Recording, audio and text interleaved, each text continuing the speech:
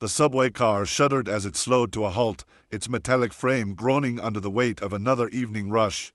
Fluorescent lights buzzed overhead, casting a pale glow on the weary faces of passengers packed shoulder to shoulder. New York had a way of swallowing people whole, its trains no exception. Strangers pressed against each other, heads bowed toward glowing phone screens, eyes vacant, bodies moving in rhythm with the steel beast that carried them through the city's veins. Among them, seated quietly in a corner, was a man who seemed to go unnoticed at first glance. Black beanie pulled low, plain dark coat, his frame leaned slightly forward as if trying not to take up more space than necessary. He wasn't surrounded by bodyguards. He wasn't shielded by cameras or assistants. He was simply there, blending in. Keanu Reeves had boarded the train without fanfare, slipping into the crowd like he'd done 1,000 times before. For him, anonymity wasn't a burden, it was a gift. He'd learned long ago that fame could suffocate, but here, in the steel belly of the subway, he was just another passenger heading home.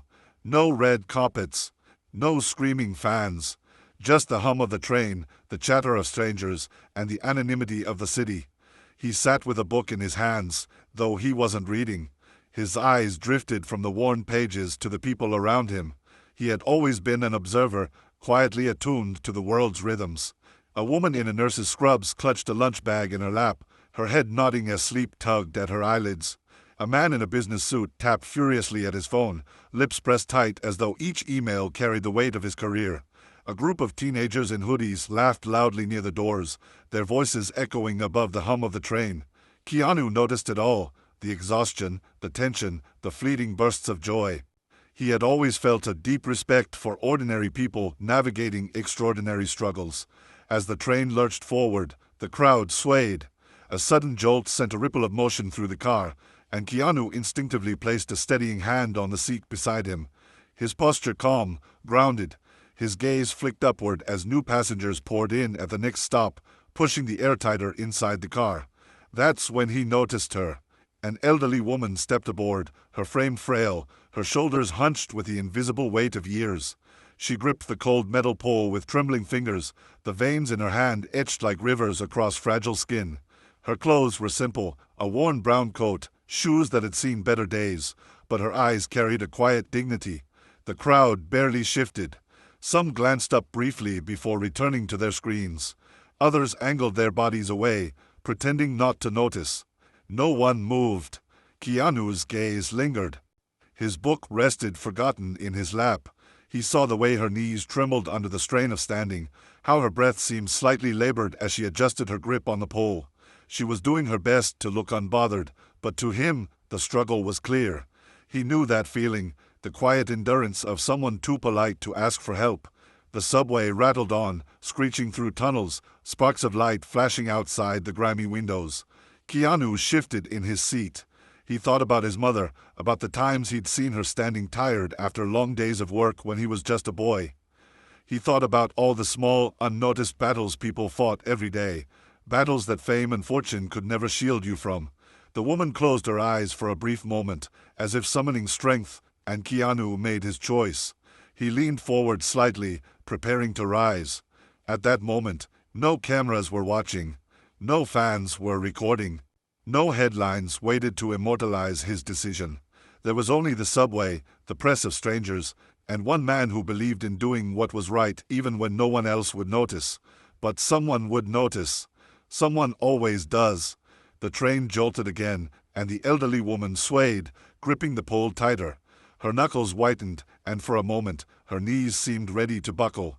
She wasn't just tired, she looked worn down in a way that went beyond the physical. Years of labor, of carrying burdens others couldn't see, had etched themselves into her frame. A faint wheeze escaped her lips as she adjusted her stance, trying to hide the strain. Around her, passengers avoided eye contact, burying themselves deeper into their phones, pretending not to see. Keanu saw everything. He noticed the slight tremor in her hands, the way her shoulders rose with shallow breaths. This wasn't just fatigue, this was endurance born of necessity. She had the look of someone who had been standing long before this subway ride and would keep standing long after. For him, it stirred something personal. He thought of his own losses, the times life had tested him, and how often strangers had passed him by without seeing. The woman's quiet strength reminded him of all those moments when kindness would have made the world feel a little less heavy. As the minutes dragged, her grip began to falter. Her head tilted slightly forward, her eyelids fluttering under exhaustion. It was as though her body was betraying her, pleading for rest, even as her pride urged her to keep standing.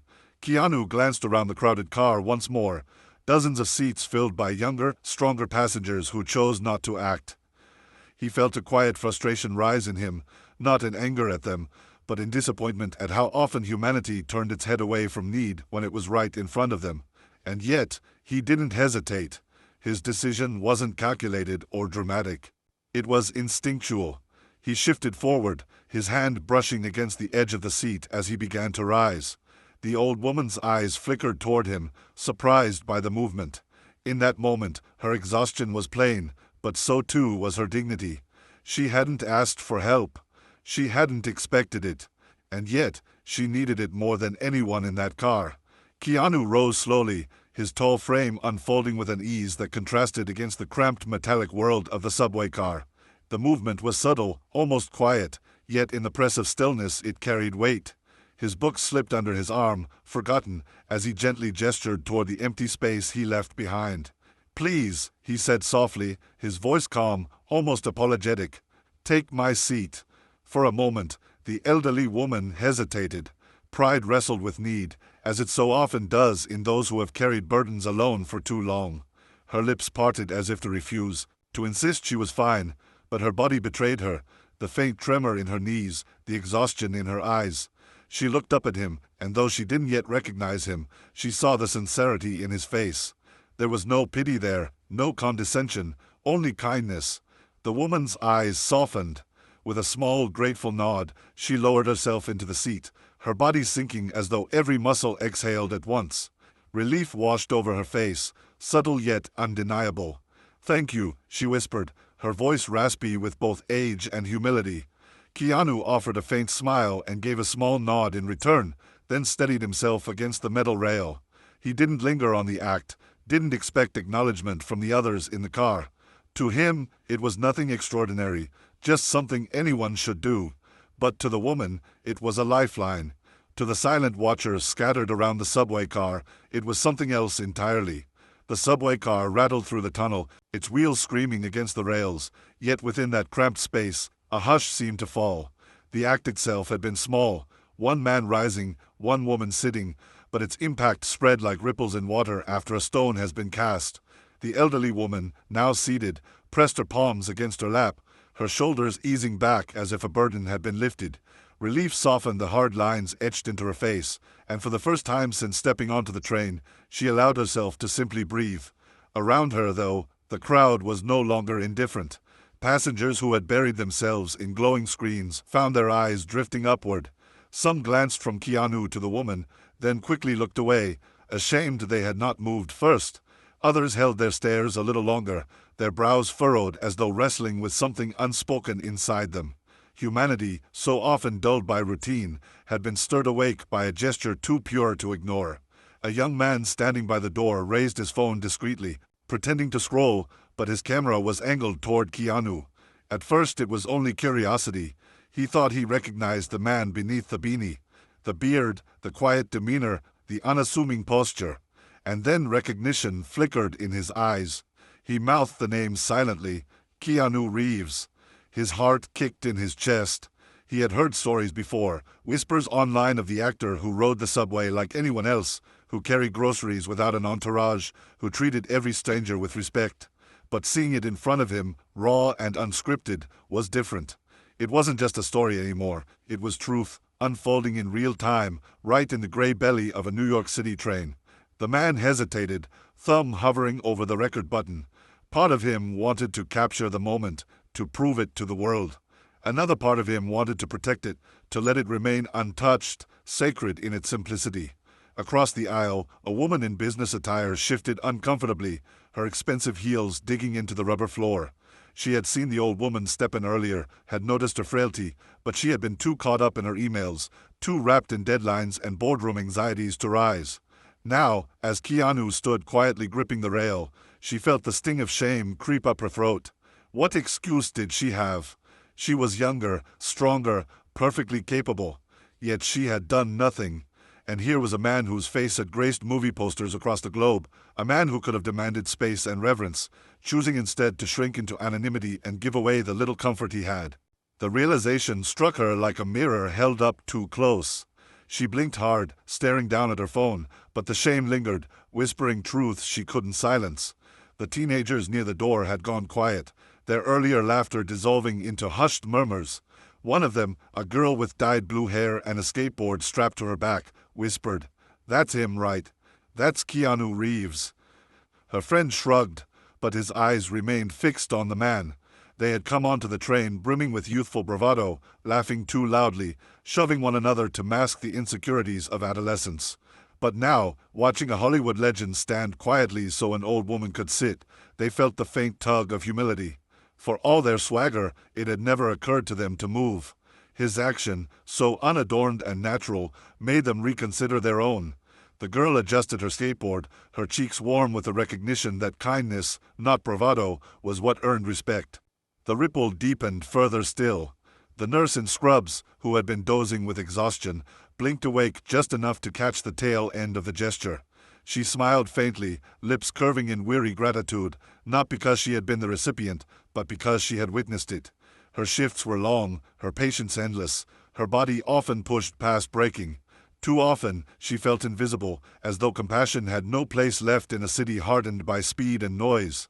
Yet here, on this subway car, she saw proof that kindness still lived, even in the smallest of acts. It gave her something to carry into her next night's shift, something to remind her why she continued to give more than she ever received. Keanu, unaware of the waves his gesture had set in motion, remained as he always was, humble, unobtrusive. He shifted his weight with the train's motion, his hands steady on the rail, his eyes lowered. He did not bask in attention, nor did he seek it. If anything, he seemed almost embarrassed by the gratitude in the old woman's eyes. To him, it was nothing extraordinary. It was simply the right thing to do. But as the train thundered forward, each passenger who had witnessed the moment carried it differently. For some, it was a seed of shame, urging them to act differently next time. For others, it was a spark of inspiration, proof that small kindnesses could still exist in a world too often starved of them. And for one man with a phone still in his hand, it was the beginning of something larger.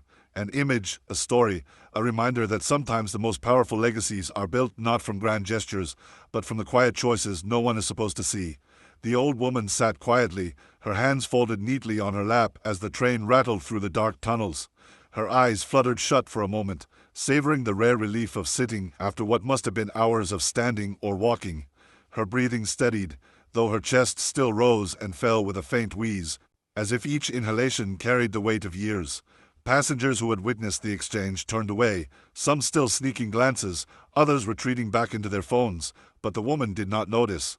For the first time that day, perhaps the first time in many days, her body felt momentarily at peace. She tilted her head slightly and let her gaze drift toward the stranger who had given up his seat. She didn't recognize him, not in the way others did. To her, he wasn't Keanu Reeves, movie star. He was just a man, kind enough to see her when no one else had. That recognition alone stirred something in her heart. For the first time in weeks, she felt visible. Her thoughts began to wander as she sat there, back pressed against the cool fabric of the seat. Memories rose unbidden, as though the comfort had unlocked a floodgate. She thought of her late husband, a construction worker who had spent his life building the bones of the city yet had passed without much to show for it. She thought of her daughter, working double shifts as a nurse in another state, calling whenever she could, her voice always tired but full of love. And she thought of her grandson, a boy of 15, bright and full of promise, but already hardened by the harshness of the world. She was heading to see him now, clutching in her worn bag a bundle of papers, medical records, doctor's notes, prescriptions she could barely afford. The boy had been diagnosed with a rare heart condition, one that demanded more money and strength than her family had. She had been running errands all day, fighting bureaucracy, chasing after signatures and approvals. Her body was weary, but her spirit was clinging stubbornly to hope. As the train rattled on, her eyes drifted to the floor, and she wondered if anyone around her could guess the battle she was fighting. To most, she was simply an old woman taking up a seat. But beneath her quiet exterior lay years of sacrifice, years of carrying burdens no one else could see. She had worked as a teacher for decades, pouring herself into classrooms full of children, giving them knowledge, encouragement, sometimes even food when their families had nothing to give. She had watched countless students rise and succeed, carrying forward pieces of her lessons into their futures. And yet, when she retired, there had been no parade, no grand acknowledgement. Just a quiet departure and a pension barely enough to live on. Life, she had learned, had a way of taking more than it gave. Still, she carried herself with dignity, because dignity was sometimes all you had left when everything else was gone. What she didn't know was that this moment, this small act of kindness from a stranger, would ripple into her life in ways she couldn't yet imagine. She didn't know that the man who had given her his seat was not just another passenger, but someone whose own life was marked by loss, resilience, and a relentless pursuit of compassion. She didn't know that his gesture, witnessed by others, would soon become a story carried across millions of screens, sparking conversations and inspiring strangers far beyond the walls of this subway car. All she knew, in that quiet moment, was that she had been given a chance to rest, a chance to gather strength, and sometimes, a small mercy like that could mean everything. Keanu glanced at her briefly, offering another faint smile before lowering his gaze again. He didn't ask where she was going or what struggles she carried. He didn't need to. It was enough for him to know that she needed the seat more than he did. But had he known the truth, that she was on her way to her grandson's medical appointment, clutching the fragile threads of hope in her tired hands, perhaps even he would have realized that this ordinary act of kindness was about to alter lives in extraordinary ways. The old woman sat back, her heart swelling with quiet gratitude, unaware that her story and his were now forever intertwined. The city never truly sleeps, but it has its hours of silence, those rare pockets of night where even the hum of traffic quiets, and the streets seem suspended between worlds. Keanu found himself wandering through that stillness, his steps unhurried, his thoughts circling back to the stranger whose trembling voice still echoed in his ears. The man's story, of hardship, of dreams crushed beneath the weight of circumstance, of a family he longed to protect but couldn't, had struck something deep within Keanu. He had heard countless stories from strangers in his life, but this one felt different. There was a thread woven through it, something invisible yet undeniable, tugging at him with an urgency he couldn't ignore. It was as if fate itself had whispered that their paths hadn't crossed by accident. That thread unraveled more when Keanu later sat down with a small leather-bound notebook, one he carried not for schedules or contracts, but for moments like these, quiet reminders of humanity. He scribbled notes about the stranger. His tone, the way his hands shook, the shadows in his eyes. Keanu couldn't shake the feeling that this wasn't just empathy. It was recognition. He began piecing fragments together, recalling small details the man had revealed between breaths. A mention of a childhood spent in Toronto. A mother who had once worked long hours in a laundromat to keep the family afloat. A younger sister he hadn't seen in years. Keanu paused, his pen hovering. He knew these streets. He had seen laundromats like that one. And suddenly, a memory rose unbidden. His own days of struggle before fame, when his mother worked tirelessly, when his world, too, had felt precarious and fragile. The similarities gnawed at him, whispering of something more than coincidence. The true weight of it began to settle when Keanu spoke quietly with a contact the following morning, someone he trusted to pull on threads without drawing too much attention. He wasn't looking for gossip or for a file full of numbers and addresses. He was searching for a connection, something to tell him why this encounter had burrowed into his heart so deeply. Hours later, the call came. The stranger's name, his history, his fall from stability into despair. And then the revelation hit Keanu like a storm. The man wasn't just any stranger. His family's past had brushed against Keanu's own in a way neither of them had realized. Years ago, during one of his mother's toughest times, when rent was late and groceries scarce, it had been the stranger's family who quietly helped.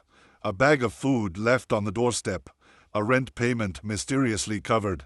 Small acts of kindness that had once kept young Keanu and his mother afloat in their darkest hour. The man who now sat broken on a bus bench had once come from a family that saved him. Keanu sat in silence for a long while, the magnitude of the revelation pressing down on him like a tidal wave. This wasn't just fate. This was a circle completing itself in the most unexpected way. The stranger had unknowingly given Keanu the chance to return a gift long owed, one that had carried him through his own hardships decades ago. His chest tightened with something unnameable, gratitude, sorrow, awe, all blending into one overwhelming truth. He wasn't meant to walk away from this man's story. Not now. Not ever. The unseen connection was no longer unseen. It pulsed in the air around him, demanding he act, not as a movie star, not as an icon, but as the boy who had once clung to hope because of a stranger's kindness. And in that quiet, Keanu whispered a vow to himself. He would not let history fade. He would not let the man who had given once so long ago be left with nothing now. The morning sun filtered through the blinds of the cafe, painting the floor with slanted stripes of light. Keanu sat across from David, both men nursing cups of black coffee. The air buzzed faintly with the sound of steaming milk, the clatter of dishes, and the soft murmur of customers, yet the gravity between them made the rest of the room fade. David's hands trembled around his cup, not from the coffee's heat, but from the weight of everything he had revealed. His confession still echoed in Keanu's mind. The prison years, the lost family, the night he almost didn't make it out alive. And then, the pivot point. The seat. That one simple act of kindness that had allowed him to reach his daughter's hospital bedside in time. Keanu leaned back, his expression unreadable, but his silence wasn't empty. It was alive, deliberate, charged. He wasn't just hearing David's story. He was feeling it, turning it over in his heart. For David, that silence was suffocating. His voice cracked as he continued, desperate to explain. That seat, you gave it up like it was nothing. But for me, it was everything. I got to hold her hand before. His throat closed, and he wiped his face with the back of his sleeve. Before she slipped away. His words came out broken, jagged, a confession meant for the one man who unknowingly altered the course of his life. A sharp pang cut through Keanu's chest. He had spent years carrying his own grief quietly, avoiding the spotlight when it came to his personal losses. Hearing David's raw sorrow cracked open something familiar. Something he usually locked away behind quiet smiles and gentle humility. But now, he wasn't just an actor or a stranger on the train. He was a witness to the ripple effect of a choice he'd made without hesitation. His voice was soft, steady, but firm when he finally spoke. It wasn't nothing, David. It never is. A seat, a smile, a moment of kindness. It always matters. Maybe more than we'll ever know. David bowed his head, almost ashamed, his shoulders trembling. But I don't deserve it, he whispered. Not after what I've done, the mistakes I made, the people I hurt. You should have given that seat to someone else. Someone better. His words were heavy with self-condemnation, but Keanu leaned forward, his eyes piercing yet kind. You don't get to decide the worth of your life based on your past alone. None of us do. That seat wasn't about who you were. It was about what you still had a chance to be. And maybe, just maybe, your daughter wanted you there, not the man you think you should have been. The cafe noise rushed back for a moment, the hiss of the espresso machine, the clink of a spoon against porcelain, but between them, the silence stretched thick with meaning. For David, it was a lifeline. He realized that Keanu wasn't pitying him, wasn't condemning him. He was reminding him that the seat was more than a coincidence. It was a crossroads, a reminder that redemption wasn't about erasing the past, but choosing differently in the present. As the weight of Keanu's words settled, David's tears no longer felt like chains. They felt like release. The years that followed were not measured in red carpet appearances or in the pages of glossy magazines, but in something quieter, something deeper. Keanu never spoke publicly about that moment on the subway, never tried to retell it as if it were his tale to own. For him, it was simply what felt right at the time. A seat offered, a small kindness, a human gesture. But life has its way of turning the simplest gestures into echoes that ripple far beyond their moment. The man, Elijah, carried that act with him as though it were light in a darkened room. He rebuilt his life, piece by piece, not out of anger or regret, but from a place of renewed strength.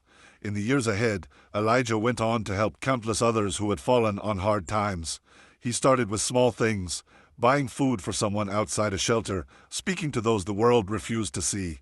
But soon those acts grew into something greater, a community kitchen, a housing program, a foundation meant to help those who, like him, had once been invisible. And whenever he was asked where it began, Elijah would smile softly and say, with a man who gave me his seat on a crowded train. He rarely said the name. It wasn't about fame, but about the truth, that kindness begets kindness, that humanity feeds itself like fire passed from candle to candle. Keanu, meanwhile, continued to live as he always had, quietly, humbly, a man often walking among strangers as though he were one of them. He had no idea, at first, the extent of the ripple. It wasn't until years later, when an article about Elijah's foundation began circulating, that Keanu saw the name, saw the photograph of a man older now but steadier, standing with children he had helped shelter. At the bottom of the article was a single sentence: "This all began the day Keanu Reeves gave me his seat." For a long time, Keanu sat with that page open on his screen, his chest tightening in ways words could not explain. It wasn't pride. He had done nothing grand in his mind, but it was proof of something he had always quietly believed, that the small things, the unnoticed things, had the power to change the course of entire lives. And so Keanu folded the page into his memory, not as a trophy, but as a reminder, that even in the vast noise of the world, kindness speaks the loudest when it is not seeking to be heard. The two men met again, years later, not on a subway but in the warm light of a community center Elijah had built in Brooklyn. The reunion was quiet, almost private, away from cameras, away from the roar of celebrity. Elijah embraced him, his eyes filled with the weight of gratitude, but also with the strength of a man who no longer needed saving. "You gave me more than a seat," he said, his voice low. "You gave me the chance to remember who I was." Keanu smiled, almost shyly, shaking his head. "No," he replied, "you gave yourself that chance.